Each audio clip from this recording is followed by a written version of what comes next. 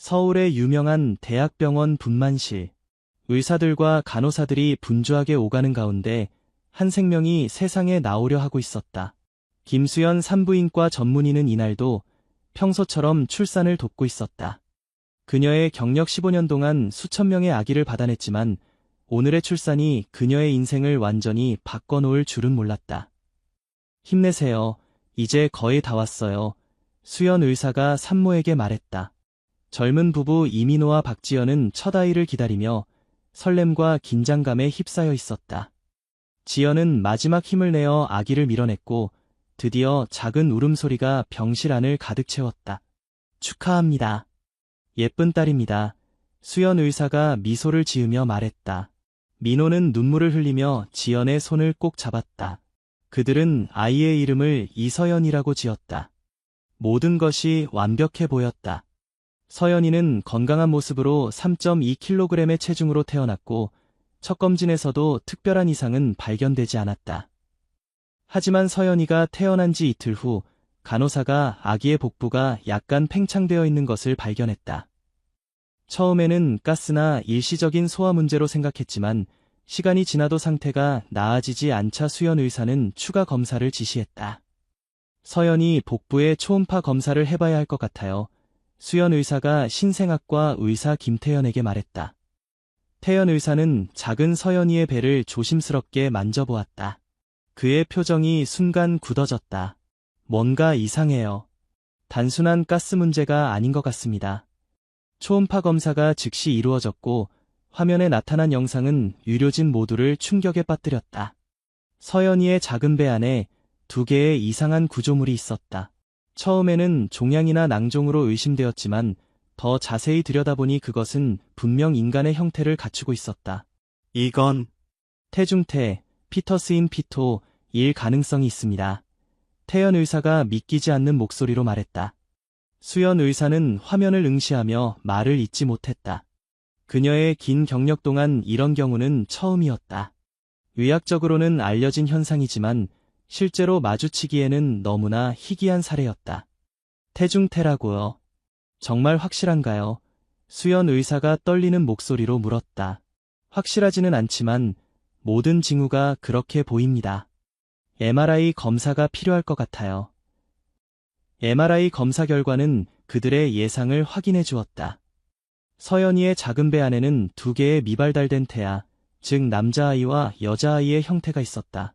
이들은 서연이의 쌍둥이 형제자매였지만 태아 발달 과정에서 서연이의 몸 안으로 흡수된 것이었다.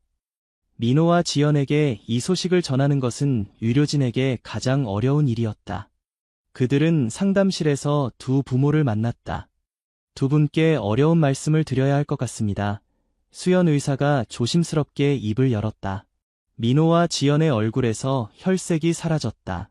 그들은 최악의 상황을 예상하며 서로의 손을 꼭 잡았다. 서연이의 복부에서 이상 소견이 발견되었습니다.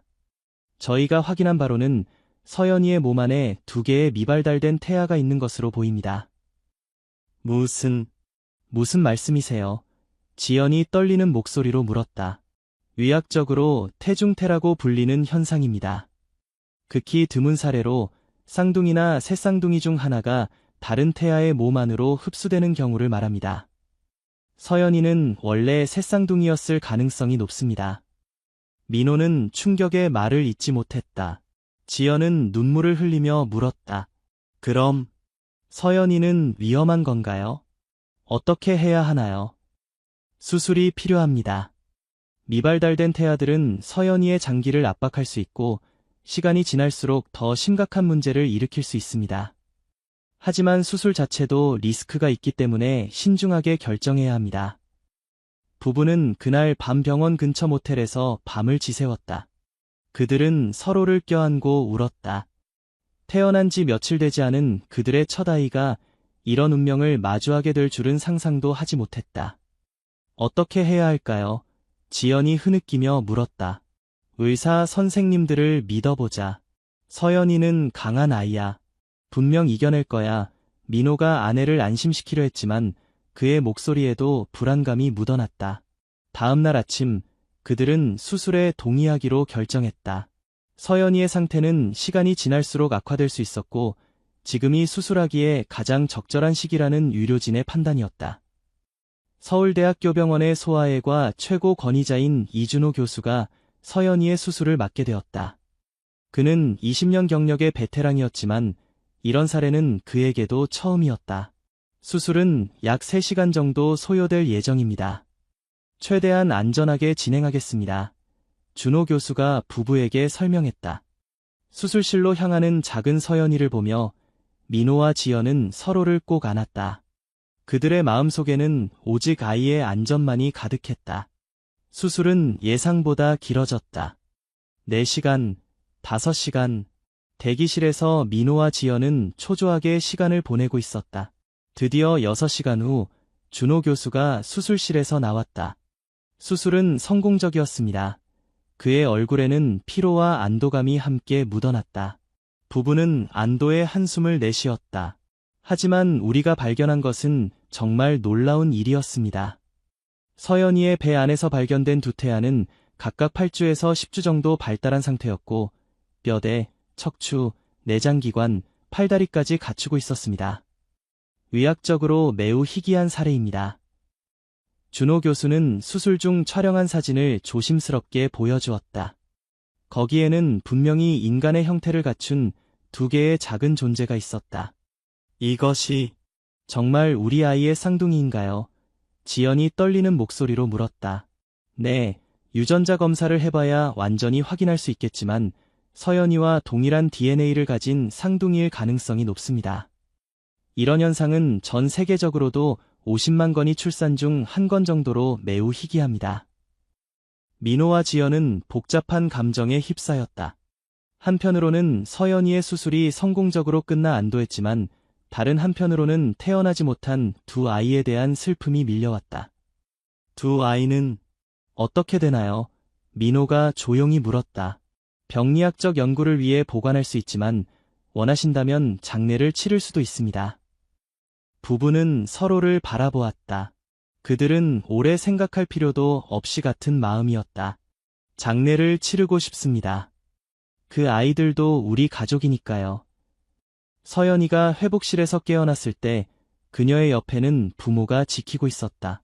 작은 서연이는 수술의 고통 속에서도 용감하게 회복해가고 있었다. 이 사건은 곧 의학계에 큰 파장을 일으켰다.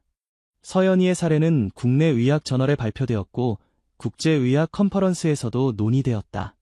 태중태 현상은 이미 알려진 현상이었지만 서연이처럼 2개의 태아가 발견된 경우는 세계적으로도 극히 드물었다.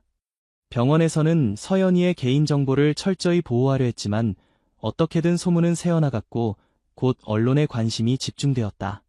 태어나자마자 쌍둥이를 품은 아기 등의 선정적인 헤드라인이 신문과 뉴스를 장식했다. 민호와 지연은 갑작스러운 관심에 당황했다. 그들은 단지 자신들의 아이가 건강하게 자라길 바랐을 뿐이었다. 하지만 이제 그들은 원치 않는 유명인이 되어버린 것 같았다. 저희는 그저 평범한 가정을 꾸리고 싶습니다. 제발 그냥 내버려 두세요. 민호가 집 앞에 모인 기자들에게 말했다. 하지만 언론의 관심은 쉽게 사그라들지 않았다. 서연이의 사례는 의학적으로 너무나 흥미로웠고 대중들의 호기심을 자극했다. 서연이가 퇴원한 지 일주일 후 민호와 지연은 중요한 결정을 내렸다. 그들은 서울을 떠나 지연의 고향인 강원도의 작은 마을로 이사하기로 했다. 언론의 관심에서 벗어나 서연이가 평범한 아이로 자랄 수 있는 환경을 만들어주고 싶었다. 강원도의 작은 마을은 그들에게 새로운 시작을 제공했다. 푸른 산과 맑은 공기 속에서 서연이는 건강하게 자라기 시작했다. 수술 후 약간의 합병증이 있었지만 정기적인 검진을 통해 그녀의 건강 상태는 점차 안정되어 갔다. 민호는 서울의 대기업을 떠나 재택근무가 가능한 일을 찾았고 지연은 마을의 작은 도서관에서 일하기 시작했다. 그들의 삶은 조용하고 평화로웠다. 하지만 서연이의 특별한 탄생에 관한 이야기는 그들을 계속 따라다녔다. 서연이가 3살이 되었을 때 한 유명 의학 다큐멘터리 제작팀이 그들에게 연락해왔다. 그들은 희귀 의학 사례에 관한 다큐멘터리를 만들고 있었고 서연이의 이야기를 포함시키고 싶어 했다. 우리는 단지 의학적 관점에서 이 사례를 다루고 싶습니다. 당신 가족의 개인정보는 철저히 보호될 것입니다. 제작팀의 PD가 말했다. 민호와 지연은 고민에 빠졌다. 그들은 여전히 언론의 관심을 원치 않았지만 한편으로는 서연이의 사례가 의학 발전에 기여할 수 있다는 생각도 들었다. 당신들의 경험이 다른 가족들에게 도움이 될 수 있습니다. 비슷한 상황에 처한 부모들에게 희망과 용기를 줄 수 있어요. PD는 덧붙였다. 긴 논의 끝에 부부는 조건부로 동의했다. 그들은 가족의 실명과 얼굴이 공개되지 않는다는 조건하에 인터뷰에 응하기로 했다. 다큐멘터리는 몇 개월 후 방영되었고 예상대로 큰 반향을 일으켰다. 태중태 현상에 대한 대중의 인식이 높아졌고 서연이의 사례는 의학 교육에서 중요한 예시로 사용되기 시작했다. 하지만 다큐멘터리 방영 이후 예상치 못한 일이 벌어졌다. 민호와 지연은 전 세계에서 비슷한 경험을 한 부모들로부터 연락을 받기 시작했다. 그들은 위로와 격려의 메시지를 받았고 점차 작은 온라인 커뮤니티가 형성되었다. 우리 아이도 비슷한 경험을 했어요. 당신들의 이야기가 우리에게 큰 위로가 되었습니다. 미국에서 온 메시지였다. 저희는 태중태 현상으로 아이를 잃었습니다. 하지만 당신들의 이야기를 듣고 용기를 얻었어요. 또 다른 메시지가 일본에서 도착했다. 민호와 지연은 이런 메시지들에 감동받았다. 그들은 자신들의 경험이 다른 사람들에게 도움이 될 수 있다는 사실에 새로운 의미를 발견했다. 시간이 흘러 서연이는 초등학교에 입학했다. 그녀는 건강하고 활발한 소녀로 성장했으며 특별한 의학적 문제는 더 이상 나타나지 않았다. 그녀는 자신의 배에 있는 수술 흉터에 대해 물어보기 시작했다. 엄마, 이 흉터는 어떻게 생긴 거예요? 서연이가 어느 날 물었다. 지연은 잠시 말을 잊었다. 그녀는 언젠가 서연이에게 진실을 말해야 한다는 것을 알고 있었지만 아직 너무 어리다고 생각했다. 서연아, 내가 아주 어렸을 때 아팠어. 그래서 의사 선생님이 수술을 해주신 거야. 지연이 조심스럽게 대답했다. 아팠어요? 무슨 병이었어요? 그건 내가 조금 더 크면 자세히 이야기해 줄게. 지금은 그냥 우리 서연이가 아주 특별한 아이라는 것만 알아두렴. 서연이는 더 이상 묻지 않았지만 그녀의 호기심은 커져갔다. 그녀는 종종 자신의 흉터를 보며 생각에 잠기곤 했다. 서연이가 10살이 되었을 때 민호와 지연은 그녀에게 진실을 말해주기로 결정했다. 그들은 서연이가 이제 어느 정도 이해할 수 있는 나이가 되었다고 판단했다. 가족이 함께 저녁 식사를 마친 후 민호가 조심스럽게 말을 꺼냈다. 서연아, 내 배에 있는 흉터에 대해 이야기해 줄게. 서연이는 호기심 어린 눈으로 아빠를 바라보았다. 내가 태어났을 때 의사 선생님들이 내 배 안에서 특별한 것을 발견했단다. 그것은 내 쌍둥이였어. 쌍둥이여. 서연이의 눈이 커졌다. 그래, 원래 너는 새쌍둥이였어. 하지만 내 형제자매들은 완전히 자라지 못하고 내 몸 안에 머물게 되었단다. 의학적으로는 태중태라고 불리는 아주 특별한 현상이야. 서연이는 잠시 생각에 잠겼다. 그녀의 어린 마음으로는 완전히 이해하기 어려운 개념이었지만 그녀는 무언가 특별한 일이 있었다는 것을 느낄 수 있었다. 그럼 제 안에 동생들이 있었던 거예요. 그렇단다. 하지만 그들은 살아있지 않았어. 그래서 의사 선생님들이 수술을 해서 그들을 꺼내야 했던 거야. 그게 내 배에 있는 흉터란다. 그 동생들은 어디 있어요? 서연이가 물었다. 민호와 지연은 서로를 바라보았다. 그들은 이 질문을 예상하고 있었다. 우리는 그들을 위해 작은 장례식을 열었어. 강원도로 이사 오기 전에 서울의 한 공원에 그들을 위한 작은 나무를 심었단다. 서연이의 눈에 눈물이 고였다. 그녀는 자신이 알지 못했던 형제자매들에 대해 생각하며 슬퍼했다. 언젠가 서울에 가면 그 나무를 보여줄게. 지연이 서연이를 안아주며 말했다. 그날 밤 서연이는 자신의 침대에 누워 생각에 잠겼다. 그녀는 자신이 특별하다는 것을 알게 되었다. 그녀의 몸에는 다른 아이들과는 다른 이야기가 새겨져 있었다. 다음 날, 서연이는 학교에서 돌아와 엄마에게 물었다. 엄마, 제가 왜 살았고 동생들은 살지 못했어요? 지연은 그 질문에 준비가 되어 있지 않았다. 그녀는 잠시 말을 잊었다가 조심스럽게 대답했다. 그건 아무도 정확히 알 수 없는 거야, 서연아. 하지만 엄마 아빠는 내가 살아있어서 정말 감사해. 너는 우리에게 가장 소중한 선물이란다. 서연이는 고개를 끄덕였다. 그녀는 어린 나이에도 불구하고 생명의 소중함과 운명의 신비에 대해 생각하기 시작했다.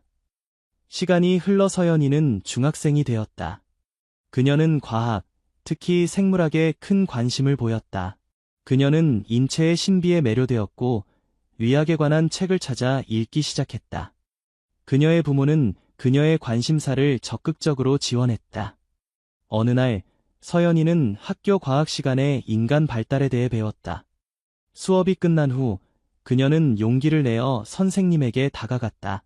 선생님, 태중태에 대해 들어보셨나요? 선생님은 놀란 표정으로 서연이를 바라보았다. 그래, 들어본 적 있어. 매우 희귀한 현상이지. 어떻게 그것에 대해 알게 되었니? 서연이는 잠시 망설였다. 그녀는 자신의 이야기를 공개적으로 나누는 것에 대해 확신이 없었다. 그냥 책에서 읽었어요. 정말 흥미로운 것 같아서요. 선생님은 고개를 끄덕였지만 서연이의 눈에서 무언가 특별한 것을 발견한 것 같았다. 정말 희귀한 현상이야. 의학적으로도 아직 많은 부분이 미스터리로 남아있지. 그날 저녁, 서연이는 부모님과 이야기를 나눴다. 저는 의사가 되고 싶어요. 제 경험을 통해 다른 사람들을 돕고 싶어요. 민호와 지연은 자랑스러운 표정으로 딸을 바라보았다. 그래, 서연아. 내가 원하는 것을 이룰 수 있도록 우리가 항상 응원할게, 민호가 말했다. 서연이의 결심은 더욱 굳어졌다. 그녀는 자신의 경험이 단순한 의학적 사례가 아니라 다른 사람들을 돕는 계기가 될 수 있다고 믿었다. 중학교를 마치고 고등학교에 진학한 서연이는 더욱 열심히 공부했다. 그녀는 생물학 올림피아드에서 좋은 성적을 거두었고 학교 과학 동아리의 회장이 되었다. 그녀의 꿈은 서울대학교 의과대학에 진학하는 것이었다. 서연이가 17살이 되었을 때 그녀는 태중태에 관한 연구 논문을 읽기 시작했다. 그녀는 자신의 사례가 의학 저널에 발표되었다는 것을 알고 있었고 그 논문을 찾아보기로 결심했다. 도서관에서 의학 데이터베이스를 검색하던 중 서연이는 자신의 사례에 관한 논문을 발견했다. 한국에서 발견된 이중 태중태 사례, 임상적 고찰이라는 제목의 논문이었다. 서연이는 떨리는 손으로 논문을 읽기 시작했다. 그녀의 이름은 언급되지 않았지만 모든 세부 사항이 그녀의 이야기를 가리키고 있었다. 논문에는 수술 사진과 의학적 분석이 포함되어 있었다. 세계적으로도 매우 희귀한 사례로 신생아의 복강 내에서 발견된 2개의 태중태는 각각 남성과 여성의 특징을 보였으며 척추, 사지, 내장 기관의 초기 발달 단계를 나타냈다. 서연이는 자신이 얼마나 특별한 의학적 사례였는지 처음으로 완전히 이해하게 되었다. 그녀는 집에 돌아와 부모님에게 논문에 대해 이야기했다. 저는 제 사례에 관한 논문을 찾았어요. 서연이가 조용히 말했다. 민호와 지연은 놀란 표정으로 서로를 바라보았다. 어떻게 찾았니? 민호가 물었다. 도서관에서 의학 데이터베이스를 검색했어요. 제 이름은 없었지만 그게 저라는 걸 알 수 있었어요. 지연은 한숨을 내쉬며 딸의 손을 잡았다. 언젠가는 내가 찾아볼 거라고 생각했어. 이제 어떤 생각이 드니? 서연이는 잠시 생각에 잠겼다. 저는 제가 의학적으로 중요한 사례라는 게 신기해요. 제 경험이 의학 발전에 도움이 된다는 게 기뻐요. 하지만 동시에 제 안에 있었던 쌍둥이들이 더 생생하게 느껴져요. 민호는 딸의 어깨에 손을 얹었다. 서연아, 내 경험은 정말 특별해. 하지만 그것이 너를 정의하지는 않아. 너는 그저 서연이야. 우리의 소중한 딸이고 내가 되고 싶은 어떤 사람이든 될 수 있어. 서연이는 고개를 끄덕였다. 그녀는 자신의 특별한 출생이 자신의 정체성의 일부이지만 그것만이 전부는 아니라는 것을 이해했다. 다음 날 서연이는 용기를 내어 생물 선생님에게 진실을 말했다. 선생님, 사실 제가 태중태를 경험한 사람이에요. 제가 태어났을 때 제 배 안에 2명의 쌍둥이가 있었어요. 선생님은 놀라움을 감추지 못했다. 서연아, 정말 그런 경험을 했다니 믿기 어렵구나. 네, 저도 최근에야 그에 관한 의학 논문을 읽었어요. 그래서 저는 의사가 되어서 희귀 질환을 연구하고 싶어요. 선생님은 감동한 표정으로 서연이를 바라보았다. 정말 대단한 목표구나. 내 경험이 다른 사람들을 도울 수 있는 원동력이 될 수 있어. 내가 도울 일이 있으면 언제든지 말해. 그 대화 이후 서연이는 자신의 이야기를 더 당당하게 받아들이기 시작했다. 그녀는 자신의 경험이 부끄러운 것이 아니라 오히려 특별한 사명을 부여받은 것이라고 생각하게 되었다. 고등학교 3학년 대학 입시를 앞둔 서연이는 서울대학교 의과대학에 지원했다. 그녀는 자기소개서에 자신의 경험을 솔직하게 적었다. 저는 태어날 때부터 의학의 미스터리와 연결되어 있었습니다. 태중태라는 희귀한 현상을 직접 경험한 사람으로서 저는 의학이 아직 완전히 이해하지 못한 많은 현상들을 연구하고 싶습니다. 제 몸에 새겨진 흉터는 단순한 상처가 아니라 제 사명의 증표입니다. 서연이의 진솔한 이야기와 뛰어난 학업 성적은 입학 심사위원들의 마음을 움직였다. 그녀는 서울대학교 의과대학에 합격했다. 대학 입학을 앞두고 서연이는 부모님과 함께 서울로 돌아가기로 했다. 10년 만에 귀환이었다. 그들이 처음으로 방문한 곳은 서연이의 쌍둥이들을 위해 심었던 나무가 있는 공원이었다. 작은 은행나무는 이제 꽤 자라 있었다. 나무 밑에는 작은 표지판이 있었다. 희망과 사랑을 담아 하늘에서 지켜보는 2 천사에게. 서연이는 나무 앞에 무릎을 꿇고 조용히 말했다. 안녕, 나는 서연이야. 너희 누나. 너희 덕분에 내가 의사의 꿈을 갖게 되었어. 내가 너희 목까지 열심히 살게. 민호와 지연은 딸의 뒤에서 조용히 지켜보며 눈물을 흘렸다. 그들은 서연이가 자신의 과거를 받아들이고 그것을 자신의 미래를 위한 원동력으로 삼는 모습에 감동받았다. 서울대학교 의과대학에서의 생활은 서연이에게 새로운 도전이었다. 그녀는 해부학, 생리학, 병리학 등 다양한 의학 분야를 열정적으로 공부했다. 그녀는 특히 발생학과 태아 발달에 관한 수업에 큰 관심을 보였다. 2학년이 되었을 때 서연이는 발생학 교수인 김태준 교수에게 자신의 경험을 털어놓았다. 교수님, 제가 태중태 사례라는 걸 알고 계셨나요? 태준 교수는 놀란 표정을 지었다. 아니, 몰랐어. 하지만 그런 경험을 한 학생이 내 수업을 듣고 있다니 정말 놀랍구나. 저는 제 경험을 바탕으로 태중태와 같은 희귀 발달 이상에 대해 연구하고 싶어요. 태준 교수는 서연이의 열정에 감동받았다. 그렇다면 내 연구실에서 함께 일해보는 건 어떨까? 우리는 현재 쌍둥이 형성과 발달 이상에 관한 연구를 진행 중이야. 서연이는 기쁨에 가득 찬 표정으로 고개를 끄덕였다. 정말 감사합니다, 교수님. 그렇게 서연이는 태준 교수의 연구실에서 학부 연구생으로 활동하기 시작했다. 그녀는 태중태와 관련된 문헌을 검토하고 연구실에서 진행하는 실험에 참여했다. 그녀의 개인적인 경험은 연구에 독특한 관점을 제공했다. 어느 날 태준 교수가 서연이에게 말했다.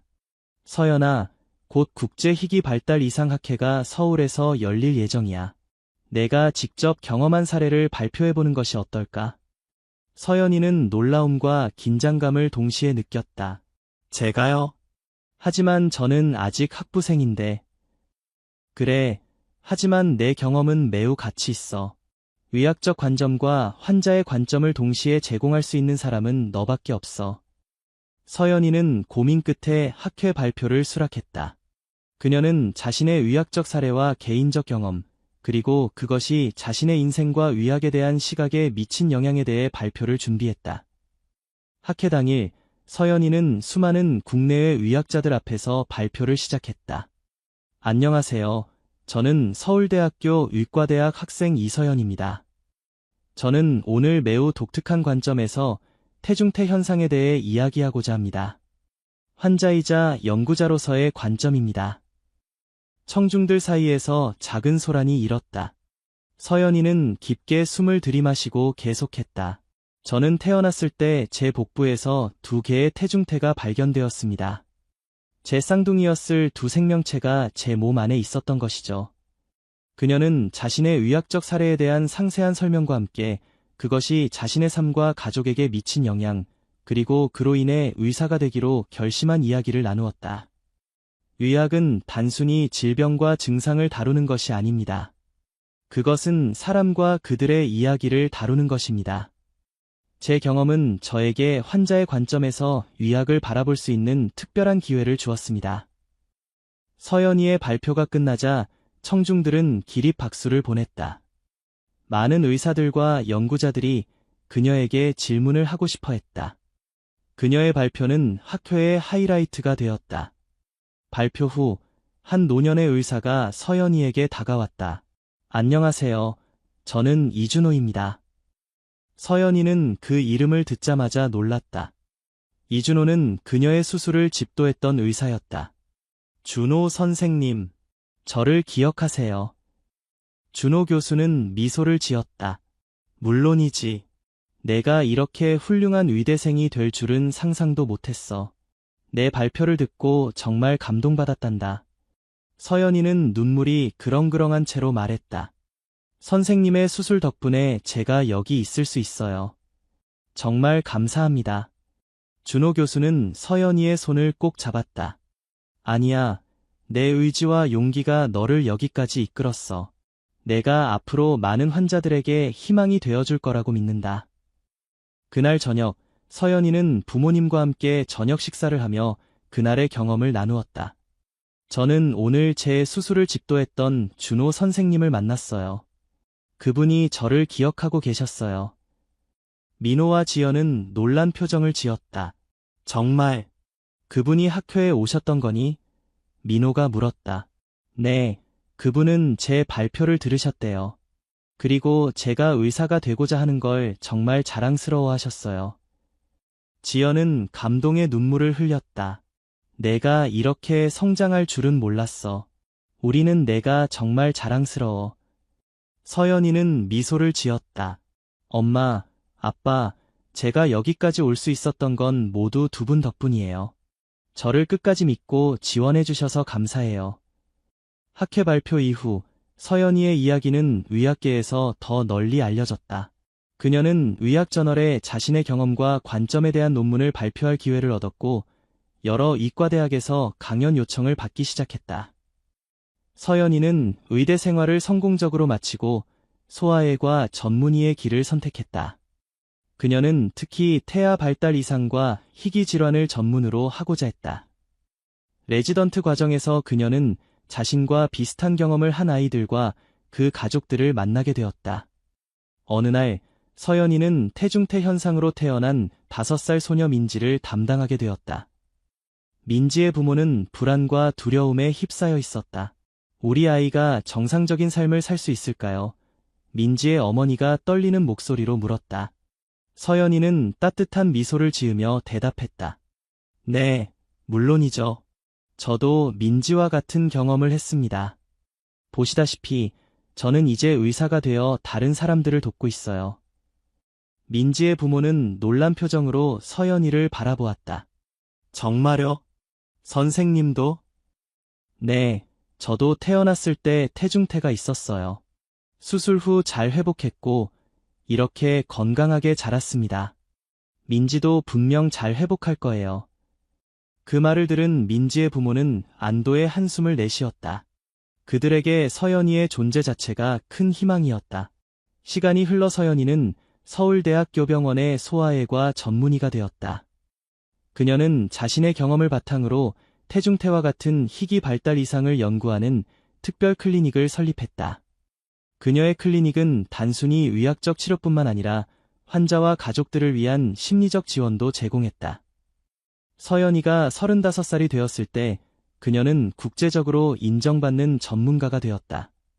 그녀는 전 세계에서 온 환자들을 치료했고 그들에게 자신의 경험을 통한 희망을 전했다. 어느 날 서연이는 자신의 사무실에서 특별한 손님을 맞이했다. 그는 미국에서 온 의학 저널리스트였다. 이서연 박사님, 당신의 이야기는 정말 놀랍습니다. 환자에서 세계적인 전문가가 되기까지 당신의 여정을 담은 책을 쓰고 싶습니다. 서연이는 잠시 생각에 잠겼다. 그녀는 항상 자신의 이야기가 다른 사람들에게 희망이 될 수 있기를 바랐다. 제 이야기가 정말 도움이 될까요? 물론입니다. 당신의 이야기는 희귀 질환을 가진 사람들뿐만 아니라 어려움을 극복하는 모든 이들에게 영감을 줄 것입니다. 서연이는 고개를 끄덕였다. 좋아요. 하지만 한 가지 조건이 있습니다. 이 책의 수익금 일부는 태중태와 같은 희귀 발달 이상을 연구하는 재단에 기부되어야 합니다. 저널리스트는 기쁘게 동의했다. 서연이의 이야기를 담은 책 태어날 때부터 특별한 태중태에서 세계적 의사로는 출간 즉시 베스트셀러가 되었다. 그녀의 용기와 결단력, 그리고 자신의 특별한 출생을 긍정적인 원동력으로 삼은 이야기는 많은 사람들에게 감동을 주었다. 책이 출간된 후 서연이는 더 많은 공개 강연 요청을 받았다. 그녀는 의학 컨퍼런스뿐만 아니라 대중 강연에서도 자신의 이야기를 나누었다. 우리 모두는 각자의 방식으로 특별합니다. 제 특별함은 제 배에 있는 흉터와 함께 시작되었지만 그것은 단지 시작일 뿐이었습니다. 진정한 특별함은 우리가 가진 것을 어떻게 활용하느냐에 달려 있습니다. 서연이의 메시지는 단순히 의학적 희귀 사례를 넘어 인생의 도전을 극복하는 모든 이들에게 희망을 주었다. 서연이가 40살이 되었을 때 그녀는 자신의 연구소를 설립했다. 이서연 발달이상연구소는 태중태를 비롯한 다양한 태아 발달 이상을 연구하고 환자들을 지원하는 중심지가 되었다. 그녀의 연구소에서는 세계 각국에서 온 의사들과 연구자들이 함께 일했다. 서연이는 자신의 경험과 전문 지식을 바탕으로 그들을 이끌었다. 어느 날 서연이는 20년 전 자신이 만났던 민지로부터 연락을 받았다. 민지는 이제 25살의 젊은 여성이 되어 있었다. 서연 선생님, 저는 선생님 덕분에 의대에 진학했어요. 저도 선생님처럼 소아과 의사가 되어 아이들을 돕고 싶어요. 서연이는 감동의 눈물을 흘렸다. 그녀의 이야기가 또 다른 이의 삶에 영향을 미치는 것을 보는 것은 가장 큰 보람이었다. 민지야, 내가 정말 자랑스러워. 우리 함께 더 많은 아이들에게 희망을 전하자. 서연이의 부모님은 그녀의 성공을 자랑스럽게 지켜보았다. 이제 노년이 된 민호와 지연은 딸이 세계적인 의사가 된 것을 보며 행복해했다. 서연아, 내가 태어났을 때 우리는 너무 두려웠단다. 하지만 이제 보니 그때의 어려움이 너에게 특별한 사명을 주었구나. 지연이 말했다. 서연이는 부모님을 꼭 안아들였다. 엄마, 아빠, 두 분이 저를 끝까지 지원해 주셨기 때문에 제가 여기까지 올 수 있었어요. 제 인생의 가장 큰 축복은 두 분이에요. 서연이의 이야기는 계속되었다. 그녀는 자신의 독특한 출생과 그로 인한 도전을 통해 더 강한 사람이 되었고 그 경험을 바탕으로 다른 이들에게 희망과 치유를 전하는 사명을 다했다. 태중태라는 의학적 희귀 현상은 서연이의 삶의 시작점이었지만 그녀의 용기와 결단력, 그리고 다른 이들을 돕고자 하는 열정이 그녀의 진정한 정체성을 만들어갔다. 그리고 그녀의 이야기는 많은 이들에게 영감을 주며 어떠한 어려움도 극복할 수 있다는 희망의 메시지를 전하고 있다. 의학계를 뒤흔든 한 아기의 특별한 탄생은 이제 세계를 변화시키는 한 의사의 놀라운 여정으로 이어졌다. 서연이의 이야기는 우리에게 인간의 가능성과 회복력의 경이로움을 보여주는 증거가 되었다. 그리고 그녀의 몸에 새겨진 흉터는 이제 단순한 상처가 아니라 그녀의 특별한 운명의 상징이 되었다. 한국의 작은 시골 마을 진월리는 평화롭고 사계절의 변화가 뚜렷하게 느껴지는 곳이었다.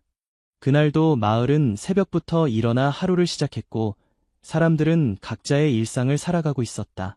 하지만 그 누구도 이날이 마을 전체에 충격을 안겨줄 날이 될 것이라고는 예상하지 못했다. 김민준과 박소라 부부는 2살배기 아들 태호와 함께 작은 농가에서 살고 있었다.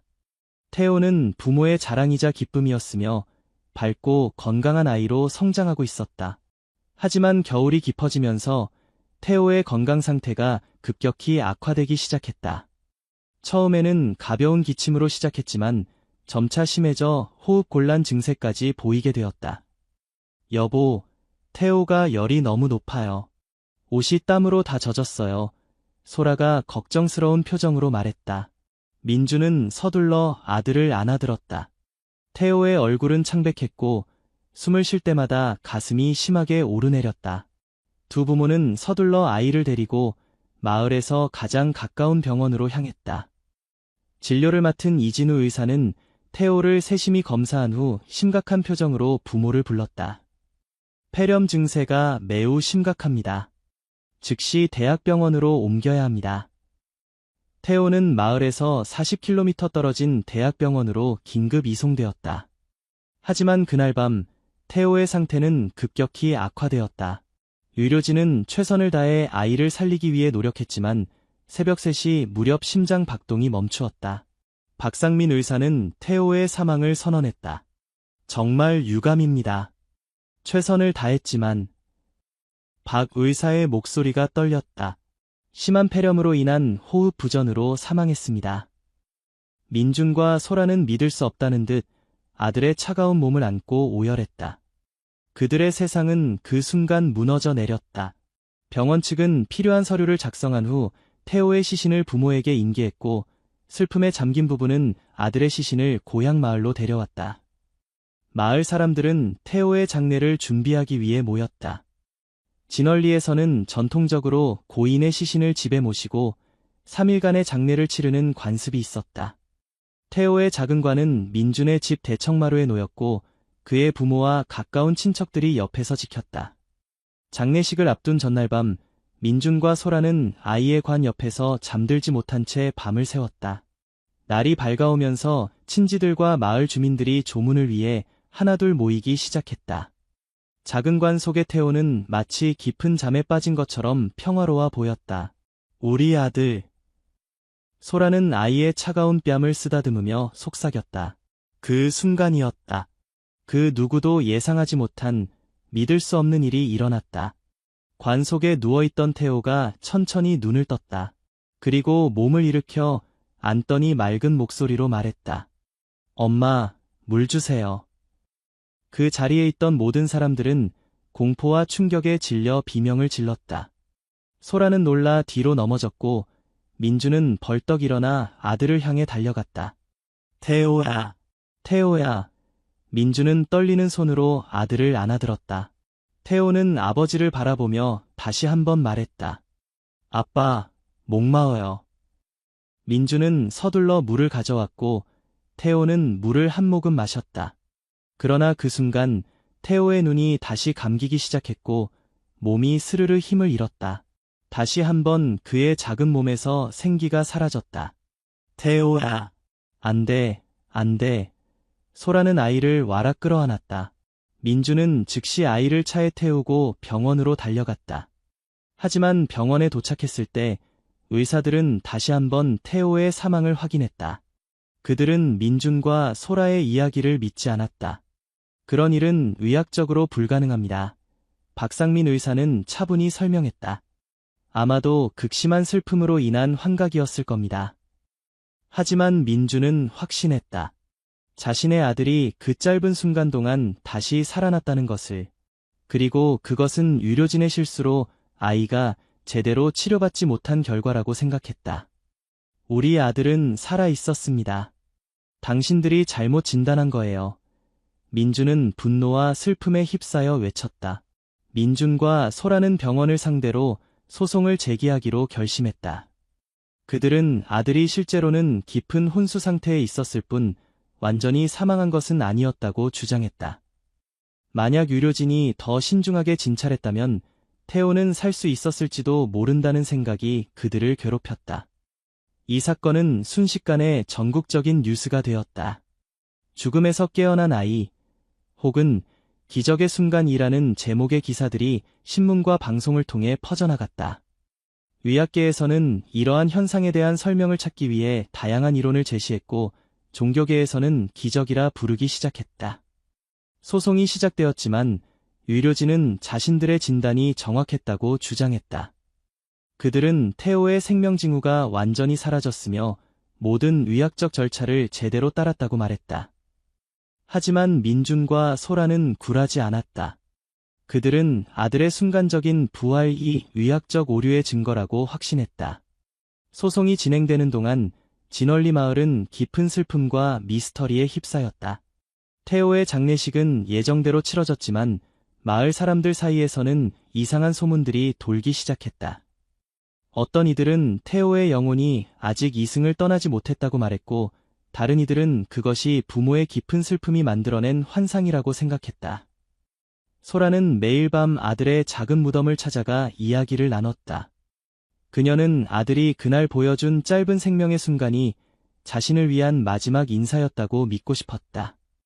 하지만 한편으로는 병원의 실수로 아들을 빼앗겼다는 생각에 괴로워했다. 민주는 다른 방식으로 슬픔에 대처했다. 그는 아들의 사례와 유사한 의학적 미스터리를 찾아 밤낮 없이 연구했다. 그는 인터넷과 도서관에서 라자루스 증후군이라 불리는 현상에 대한 자료를 찾아냈다. 이는 공식적으로 사망 선고를 받은 후에 자발적으로 순환이 재개되는 극히 드문 상황을 말했다. 그는 또한 프랑스에서 있었던 앙젤로 헤이스의 사례를 발견했다. 앙젤로는 오토바이 사고 후 사망 선고를 받고 묻혔지만 보험 조사 과정에서 무덤이 파헤쳐졌을 때 살아있는 것으로 밝혀졌다. 이러한 사례들은 민준에게 희망과 동시에 깊은 후회를 안겨주었다.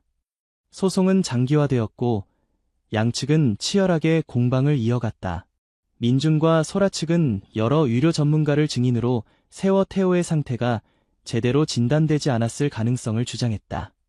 반면 병원 측은 모든 의료 절차가 정확히 수행되었으며 부모가 주장하는 깨어남은 시신의 자연적인 움직임이나 부모의 심리적 상태로 인한 착각일 수 있다고 반박했다. 법정 공방이 계속되는 사이 민주는 점점 더 깊은 우울증에 빠져들었다. 그는 자신이 아들을 구하지 못했다는 죄책감에 시달렸고 밤마다 악몽에 시달렸다.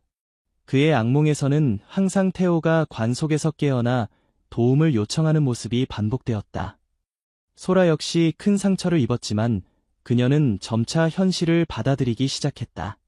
그녀는 남편과 달리 테오의 짧은 귀환 의학적 오류보다는 특별한 선물이었다고 생각하기 시작했다. 마지막으로 아들의 목소리를 듣고 눈을 볼 수 있었던 순간을 감사히 여겼다. 여보, 우리는 계속 이렇게 살 수 없어요. 소라가 어느 날 밤 민준에게 말했다. 테오는 우리가 행복하길 원할 거예요. 하지만 민준은 여전히 놓을 수 없었다. 나는 진실을 알아야 해. 우리 아들에게 무슨 일이 있었는지. 소송이 1년째 되던 해 법원은 최종 판결을 내렸다. 판사는 민준과 소라의 주장에 동정적이었지만 의학적 증거가 부족하다는 이유로 병원 측에 손을 들어주었다. 테오의 사망은 의료 과실이 아닌 불가항력적인 질병의 결과로 인정되었다. 판결 이후 민준은 더욱 깊은 절망에 빠졌다. 그는 마을 사람들을 피해 집에 틀어박혔고 술에 의존하기 시작했다. 소라는 남편을 걱정했지만 그를 돕는 방법을 찾지 못했다. 그러던 어느 날 아무도 예상치 못한 손님이 그들의 집을 찾아왔다. 그것은 테오를 마지막으로 진찰했던 박상민 의사였다. 그는 법정 밖에서 민준과 소라를 만나고 싶다고 했다. 제가 왜 찾아왔는지 궁금하실 겁니다. 박 의사가 말했다. 솔직히 저도 테오의 사례에 대해 계속 생각해왔습니다. 그는 가방에서 서류 뭉치를 꺼내 민준에게 건넸다. 이건 테오의 모든 의료 기록입니다. 공식적으로는 말할 수 없었지만 테오의 상태가 좀 더 신중하게 다루어졌어야 했을지도 모릅니다. 민준은 믿을 수 없다는 표정으로 의사를 바라보았다. 무슨 뜻입니까? 테오의 증상은 매우 복잡했습니다. 사망 직전에 검사에서 놓친 부분이 있을 수 있어요. 완전한 확신을 가지고 사망을 선언하기 전에 더 많은 검사를 했어야 했을지도 모릅니다. 박 의사의 고백은 민준과 소라에게 복잡한 감정을 안겨주었다. 한편으로는 그들의 의심이 옳았다는 증거였지만 다른 한편으로는 이미 돌아올 수 없는 아들에 대한 슬픔을 더했다. 제가 이 말을 드리는 이유는 같은 실수가 반복되지 않았으면 해서입니다. 저는 병원 내부에서 응급 상황에서의 사망 선고 절차를 개선하기 위해 노력하고 있어요. 민주는 오랫동안 침묵했다. 그의 마음속에서는 분노와 복수심, 그리고 아들에 대한 깊은 그리움이 교차했다. 하지만 그의 입에서 나온 것은 예상치 못한 질문이었다. 태호, 우리 아들이 고통스러워했나요? 박 의사의 눈에 눈물이 고였다. 아니요. 그 아이는 평화롭게 떠났습니다. 정말 약속드립니다. 그날 밤, 민주는 처음으로 마음의 평화를 느꼈다. 아들의 죽음에 대한 의문은 여전히 완전히 해결되지 않았지만 그는 이제 앞으로 나아갈 준비가 되었다고 느꼈다. 수개월 후, 민준과 소라는 아들의 이름을 딴 재단을 설립했다. 태호 재단은 농촌 지역의 어린이 의료 서비스를 개선하고 응급 의료 시스템을 강화하는 데 기여했다. 그들은 자신들과 같은 비극이 다른 가족에게 일어나지 않기를 바랐다. 박상민 의사 역시 이 재단에 적극적으로 참여했다. 그는 자신의 경험을 바탕으로 의사들에게 더 신중한 진단의 중요성을 알리는 데 헌신했다. 그의 노력으로 병원은 의심스러운 사망 사례에 대한 추가 검사 프로토콜을 도입했다. 시간이 흐르면서 민준과 소라는 새로운 아이를 입양했다. 그들은 태호를 잊지 않았지만 그의 기억을 간직한 채 새로운 사랑을 나누기로 했다. 입양한 아이 수호는 태호와 비슷한 나이였고 부모의 사랑을 필요로 했다. 태호가 우리에게 보내준 선물 같아요. 소라는 수호를 안으며 말했다. 민주는 미소를 지었다. 그는 이제 아들의 짧은 깨어남이 단순한 의학적 현상이 아니라 그들에게 전하는 마지막 메시지였을지도 모른다고 생각했다. 아마도 태호는 그들에게 삶을 계속하라고, 사랑을 계속하라고 말하고 싶었는지도 모른다.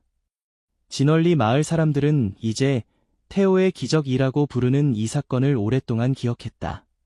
그것은 슬픔과 미스터리가 뒤섞인 이야기였지만 동시에 희망과 치유, 그리고 용서에 관한 이야기이기도 했다.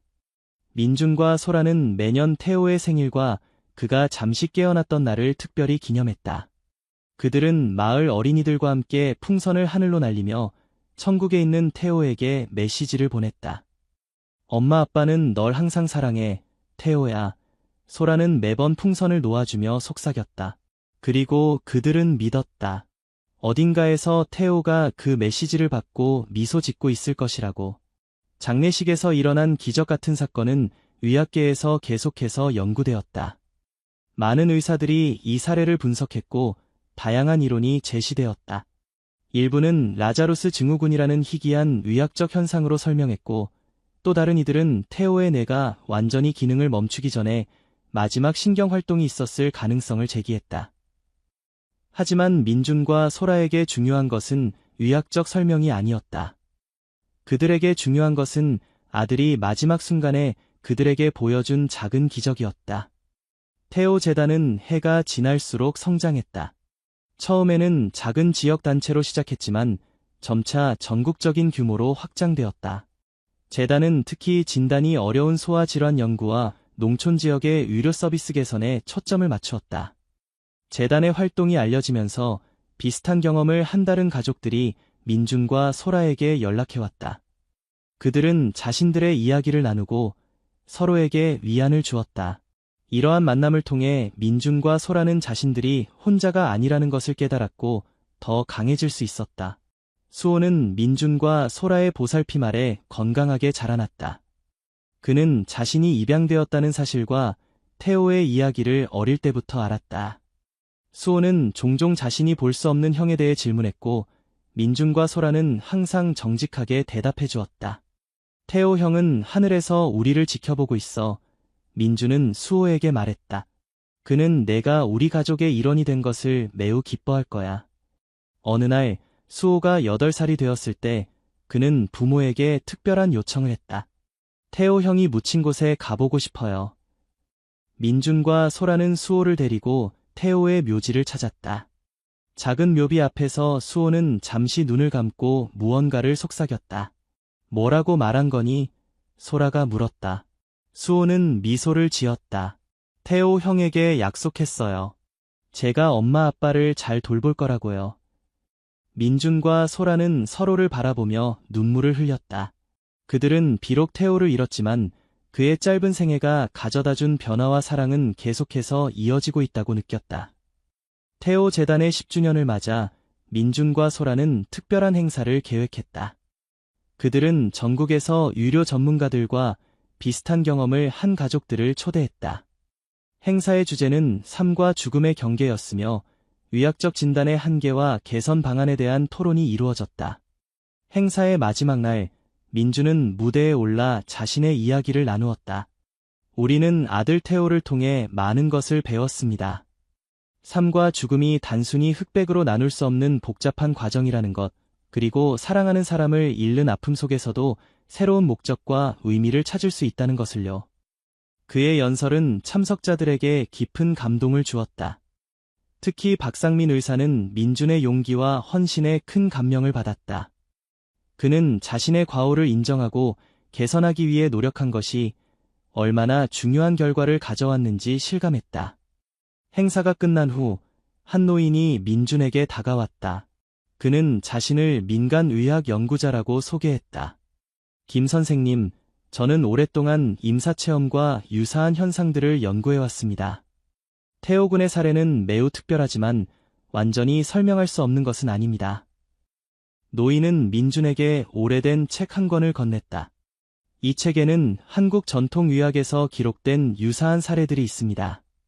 옛 의원들은 이를 혼반환, 즉 영혼의 짧은 귀환이라고 불렀죠. 민준은 호기심에 책을 펼쳤다. 거기에는 조선시대부터 기록된 여러 사례들이 있었다. 장례식 중에 잠시 깨어났다가 다시 사망한 사람들, 매장 직전에 생명의 징후를 보인 사람들의 이야기가 상세히 기록되어 있었다. 현대의학은 아직 이런 현상을 완전히 설명하지 못합니다. 하지만 그렇다고 해서 그것이 존재하지 않는다는 뜻은 아니죠. 이 만남은 민준에게 새로운 관점을 제공했다. 그는 아들의 경험이 단순히 의학적 오류가 아닌 인간의 생명과 죽음이 가진 미스터리의 일부일 수 있다고 생각하기 시작했다. 민준은 그 책을 소라와 함께 밤늦게까지 읽었다. 책에는 영혼의 마지막 작별 인사라고 불리는 현상에 대한 설명도 있었다. 이는 사망한 사람이 사랑하는 이들에게 마지막 인사를 전하기 위해 잠시 돌아온다는 믿음이었다. 만약 그것이 사실이라면 소라가 말했다. 태호는 우리에게 작별 인사를 하러 온 걸까요? 민준은 아내의 손을 잡았다. 아마도. 하지만 나는 그가 우리에게 더 많은 것을 남겼다고 생각해. 그는 우리에게 새로운 삶의 목적을 주었어. 태호의 죽음 이후 15년이 지났다. 민준과 소라는 이제 중년이 되었고 수호는 대학생이 되었다.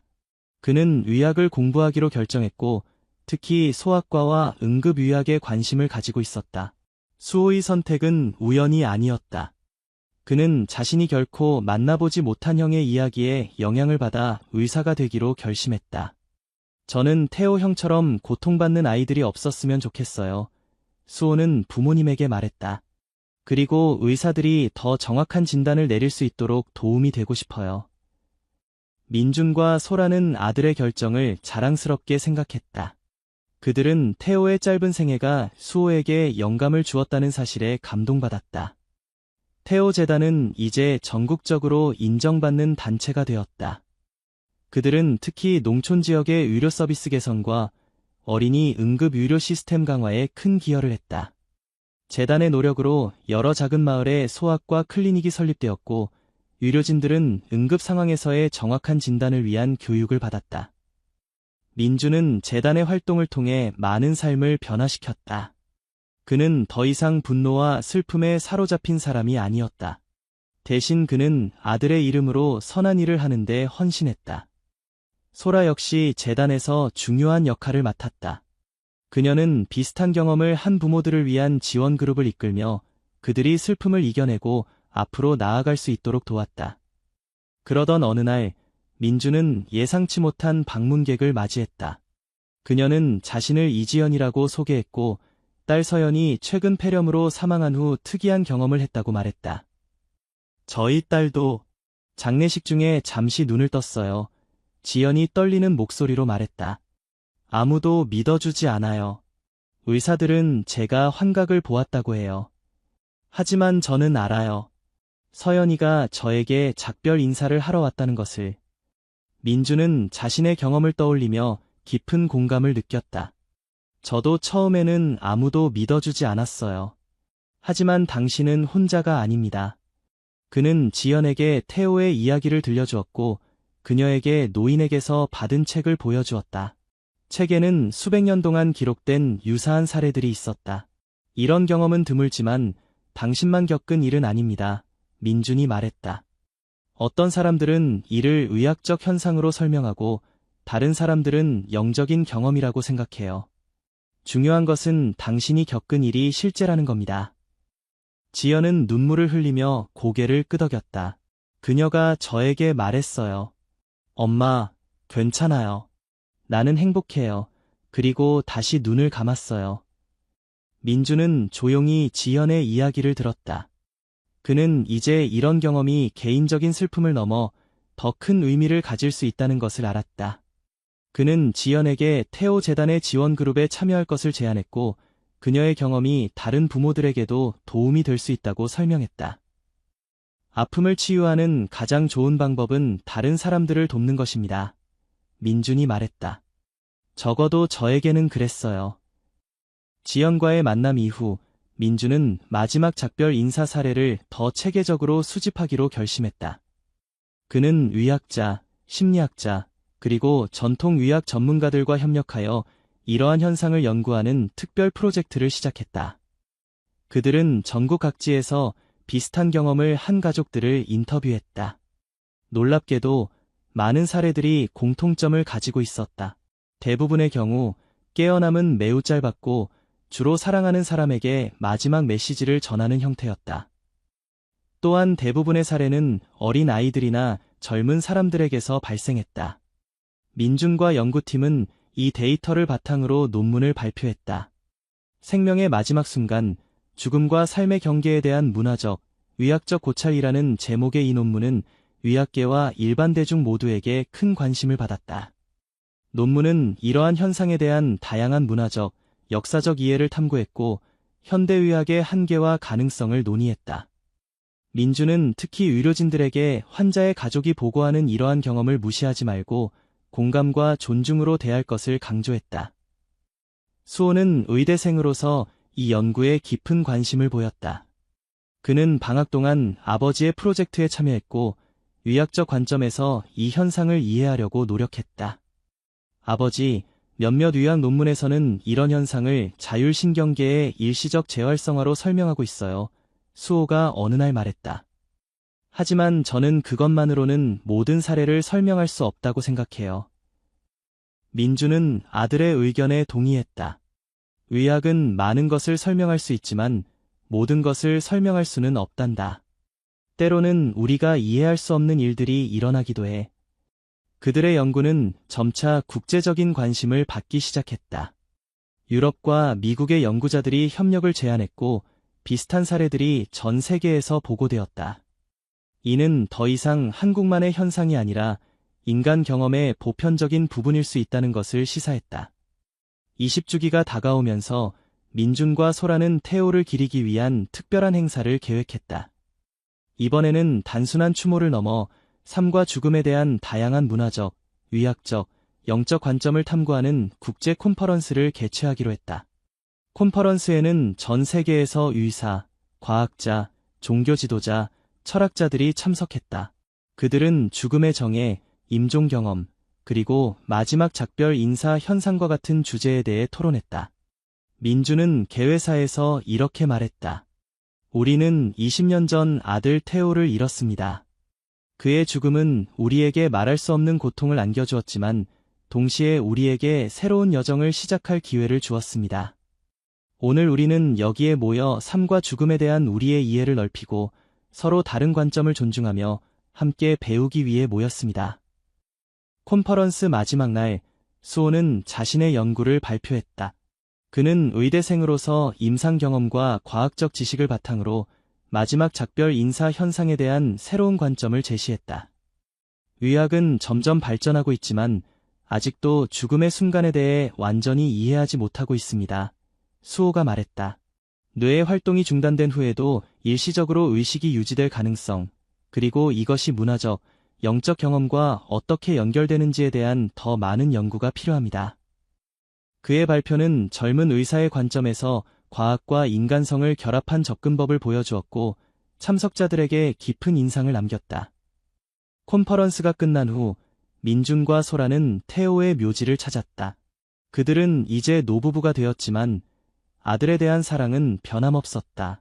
태호야, 내가 우리에게 준 선물은 정말 크구나. 소라가 묘비 앞에 꽃을 놓으며 말했다. 내가 있었기에 우리는 많은 사람들의 삶을 변화시킬 수 있었어. 민주는 아내의 손을 잡았다. 그리고 수호도 훌륭한 청년으로 자랐단다. 내가 자랑스러워할 만한 동생이지. 그들이 묘지를 떠나려 할 때 갑자기 부드러운 바람이 불어왔다. 그 바람은 마치 누군가의 손길처럼 그들의 얼굴을 쓰다듬었고 주변의 꽃잎들을 살포시 흩뜨렸다. 소라는 미소를 지었다. 태호가 우리와 함께 있는 것 같아요. 민준도 고개를 끄덕였다. 그는 이제 아들의 죽음과 그 후의 기적 같은 순간이 단순한 의학적 현상이나 슬픈 사건이 아니라 자신의 삶을 변화시킨 귀중한 선물이었다고 믿었다. 그들이 집으로 돌아왔을 때 수호가 그들을 기다리고 있었다. 그는 의대에서의 마지막 학기를 앞두고 있었고 졸업 후 소아과 전문의가 되기 위한 계획을 세우고 있었다. 어머니, 아버지, 수호가 말했다. 제가 중요한 결정을 내렸어요. 졸업 후에 농촌 지역 병원에서 일하고 싶어요. 의료 서비스가 부족한 곳에서 아이들을 돕고 싶습니다. 민준과 소라는 감동했다. 그들은 수호가 태호의 유산을 자신만의 방식으로 이어가고 있다는 것을 느꼈다. 내가 어떤 결정을 내리든 우리는 항상 내 편이란다. 민준이 말했다. 태호도 내가 자랑스러울 거야. 그날 밤 민준은 오래된 일기장을 꺼내 새로운 내용을 적었다. 오늘은 태호가 우리를 떠난 지 20년이 되는 날이다. 처음에는 그의 죽음이 내 인생의 끝인 것처럼 느껴졌다. 하지만 지금 돌이켜보면 그것은 새로운 시작이었다. 태호의 짧은 생애와 그가 우리에게 보여준 기적 같은 순간은 우리 가족의 삶을 완전히 바꾸어 놓았다.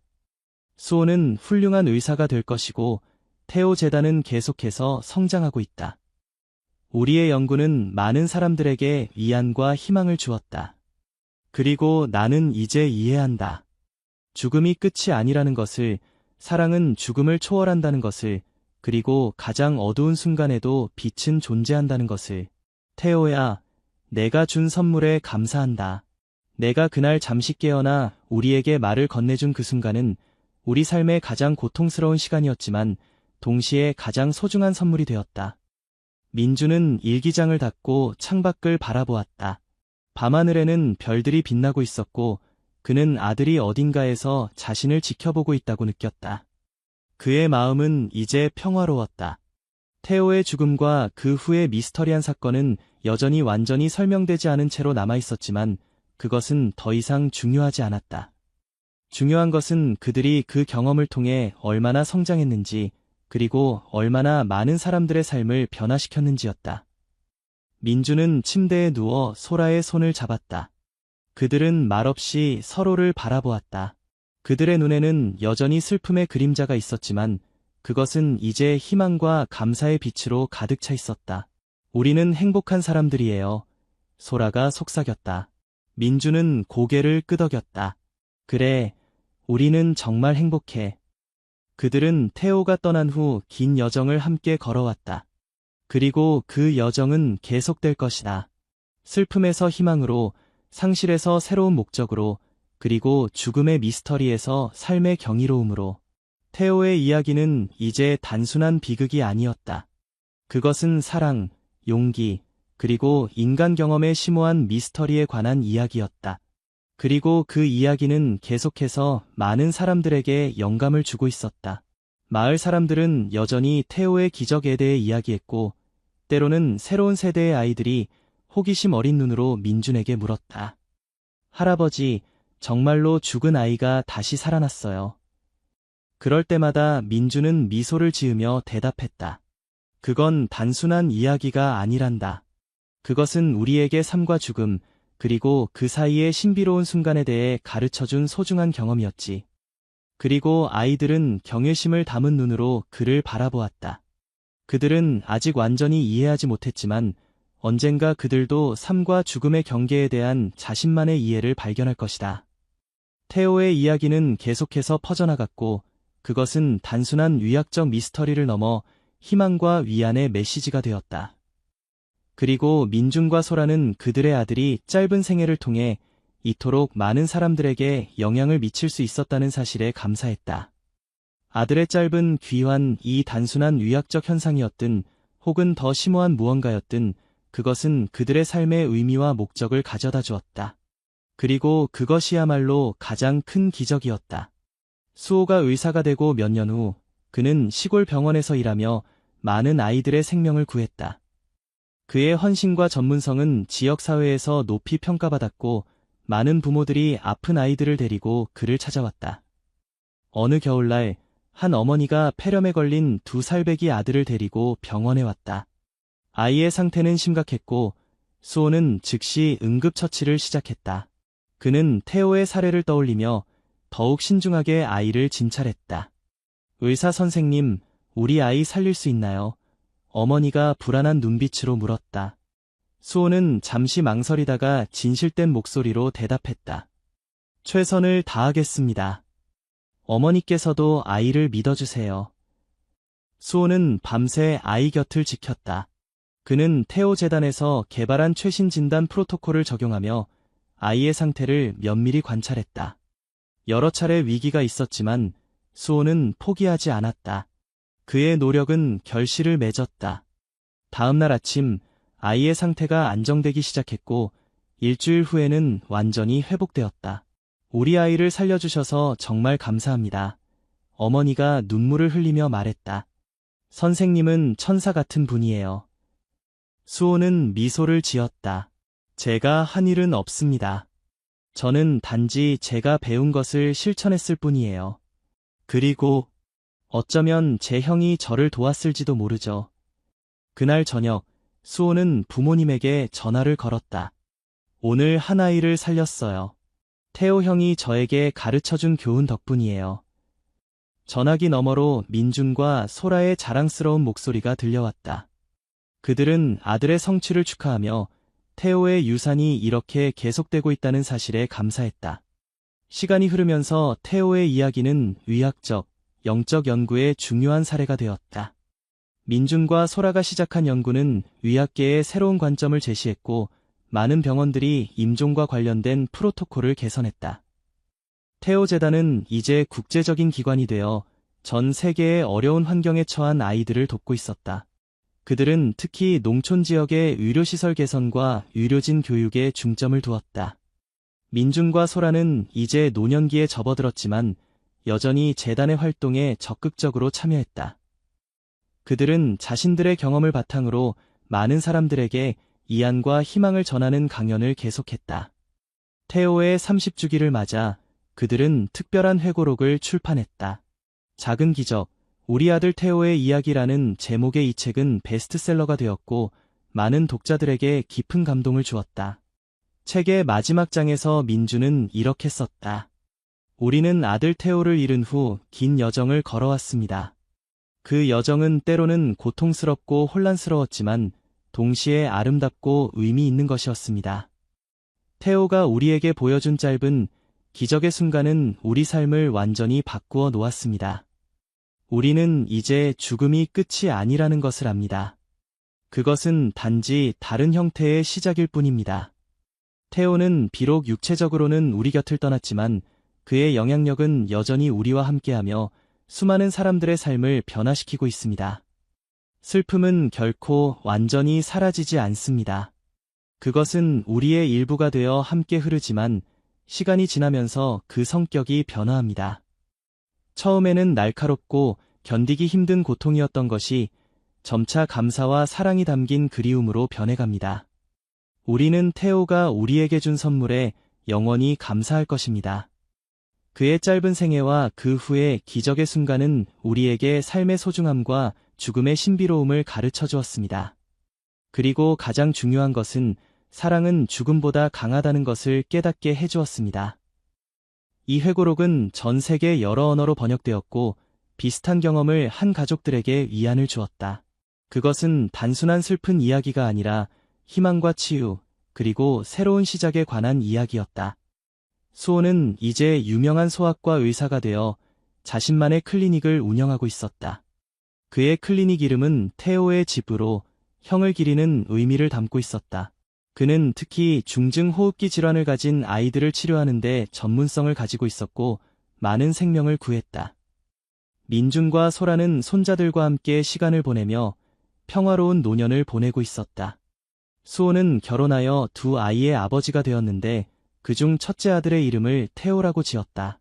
어느 날 어린 태호가 할아버지에게 물었다. 할아버지, 제가 삼촌 이름을 가지고 있다면서요. 삼촌은 어떤 분이었어요? 민주는 손자를 무릎에 앉히고 부드럽게 대답했다. 내 삼촌은 아주 특별한 아이였단다. 그는 짧은 시간 동안 이 세상에 있었지만 많은 사람들의 삶을 바꾸어 놓았지. 그리고 내가 그의 이름을 물려받았다는 것은 아주 큰 영광이란다. 제가 커서 삼촌처럼 특별한 사람이 될 수 있을까요? 어린 태호가 물었다. 물론이지. 민준이 미소를 지으며 대답했다. 너는 이미 특별하단다. 그리고 내가 삼촌의 이름을 가진 것처럼 그의 따뜻한 마음도 함께 가지고 있을 거야. 그날 밤 민준은 창밖의 별을 바라보며 조용히 말했다. 태호야, 내가 우리에게 준 선물은 계속해서 자라고 있구나. 내 이름을 가진 손자도 너처럼 특별한 아이란다. 고마워, 내 아들. 별들이 더욱 밝게 빛나는 것 같았고 부드러운 바람이 민준의 얼굴을 쓰다듬었다. 그 순간 그는 아들이 여전히 자신과 함께 있다는 것을 느꼈다. 태호의 이야기는 끝나지 않았다. 그것은 계속해서 새로운 세대에게 전해지며 사람들에게 삶과 죽음, 그리고 그 사이의 신비로운 순간에 대해 생각하게 만들었다. 그리고 그것이야말로 진정한 불멸이었다. 마을 사람들은 여전히 태호의 기적에 대해 이야기했고 이제 그것은 지역의 전설이 되었다. 하지만 민준과 소라에게 그것은 단순한 이야기가 아니었다. 그것은 그들의 삶을 변화시킨 진실된 경험이었고 아들의 마지막 선물이었다. 어떤 사람들은 그날 태호가 보여준 짧은 깨어남이 단순한 의학적 현상이었다고 말했고 다른 사람들은 그것이 영적인 경험이었다고 믿었다. 하지만 민준과 소라에게 중요한 것은 그 경험의 과학적 설명이 아니라 그것이 그들의 삶에 가져다준 변화와 의미였다. 태호가 떠난 지 40년이 지난 어느 봄날 민준과 소라는 태호의 묘지를 찾았다. 그들은 이제 많이 늙었지만 서로를 의지하며 여전히 강한 사랑으로 함께했다. 그들이 묘지 앞에 서 있을 때 갑자기 따뜻한 바람이 불어왔고 벚꽃잎들이 하늘에서 춤을 추듯 내려앉았다. 태호가 우리를 반겨주는 것 같아요. 소라가 미소를 지으며 말했다. 민주는 고개를 끄덕였다. 그래, 그는 항상 우리와 함께 있었어. 그들은 손을 꼭 잡고 묘비 앞에 앉았다. 그리고 태호에게 그동안 있었던 일들, 수호와 손자들의 이야기, 그리고 태호 재단이 이룬 성과들에 대해 이야기했다. 우리 아들, 내가 자랑스러워할 일들이 정말 많구나. 민준이 말했다. 내가 우리에게 준 선물은 계속해서 자라고 있어. 그들이 묘지를 떠날 때 소라는 마지막으로 돌아보며 말했다. 우리는 곧 다시 만날 거야, 태호야. 그때까지 잘 있어. 민주는 아내의 손을 꼭 잡았다. 그들은 태호의 죽음과 그 후의 기적 같은 순간을 통해 삶과 죽음에 대한 더 깊은 이해를 얻었다. 그들은 이제 죽음을 두려워하지 않았고 그것을 또 다른 여정의 시작으로 받아들였다. 그들이 집으로 돌아가는 길에 하늘은 아름다운 석양으로 물들어 있었다. 그 빛은 마치 태호가 보내는 마지막 인사처럼 따뜻하고 아름다웠다. 민준과 소라는 서로를 바라보며 미소 지었다. 그들의 눈에는 여전히 슬픔의 그림자가 있었지만 그것은 이제 깊은 사랑과 감사의 빛으로 덮여 있었다. 태호의 이야기는 이렇게 계속되었다. 그것은 처음에는 슬픔과 상실의 이야기였지만 점차 희망과 사랑, 그리고 삶의 신비로운 연속성에 관한 이야기로 변모해갔다. 그리고 그 이야기는 오랫동안 많은 사람들에게 영감을 주며 계속될 것이다. 왜냐하면 진정한 사랑은 결코 끝나지 않기 때문이다.